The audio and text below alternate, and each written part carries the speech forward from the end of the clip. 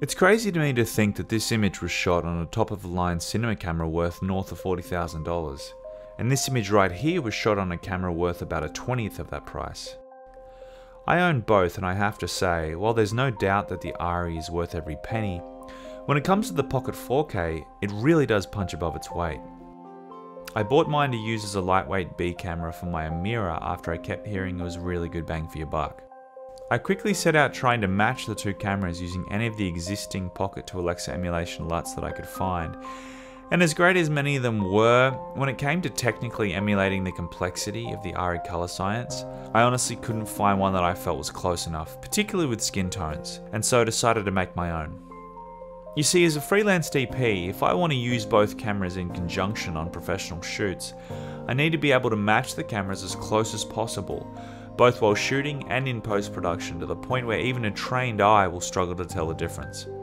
I'd already matched my Sony FS7 and Amira with a LUT that I developed last year, and so felt pretty up to the task.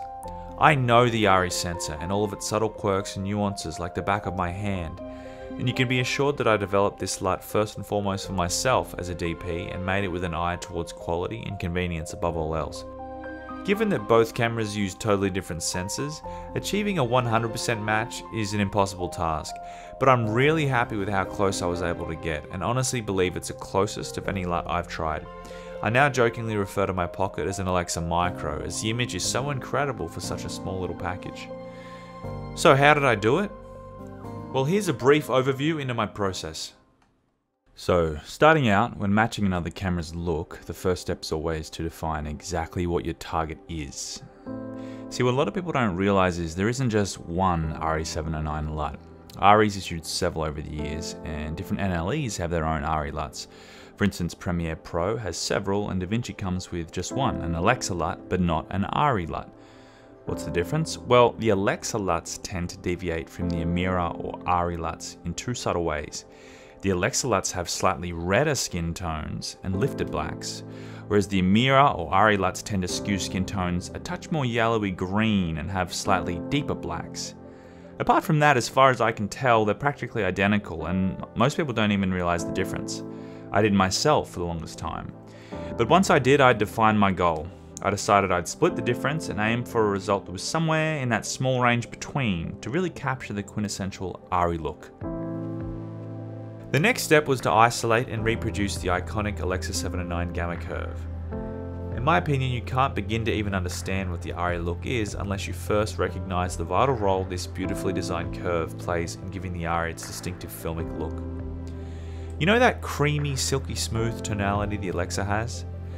Well, recreating that look isn't as simple as matching color value to color value between cameras, as color values are affected by luminance, and luminance is shaped by contrast, which is totally dictated by the gamma curve.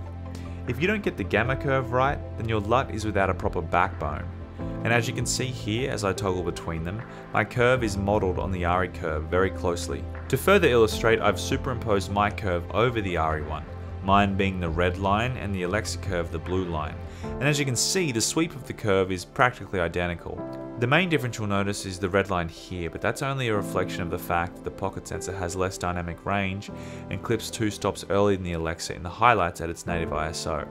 Even with the differences in dynamic range though, matching this curve ensures the LUT reproduces the beautiful highlight roll-off of the ARRI as close as it's possible to do so. Aside from being the backbone of the ARRI look, the other main advantage in matching the curve is to make exposing between cameras as easy and intuitive as possible. That's why my LUT places middle grey at 40 IRE just like the ARRI. With both cameras exposing to the same curve and middle grey value, the workflow of shooting with this LUT also mirrors the ARRI. No need for ETTR or any other complicated exposing methodologies. You just expose so the image looks good, which is another great thing about shooting on ARRI cameras. You just nail it in camera on the day and get to actually enjoy shooting like an artist rather than a technician. So now with the look defined and the gamma curve matched, the heavy lifting and meticulously matching the specific color, saturation, and tint characteristics of the Alexa could begin.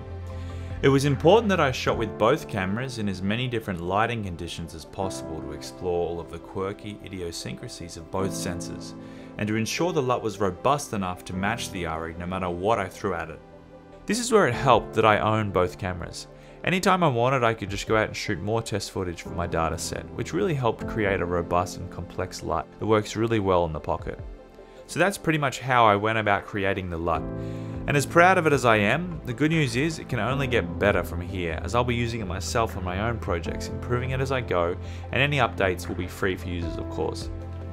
But let's move on. You've seen how closely it matches the ARRI, but let's see how the LUT performs in a real-world context with some test footage shot by myself and some friends of mine.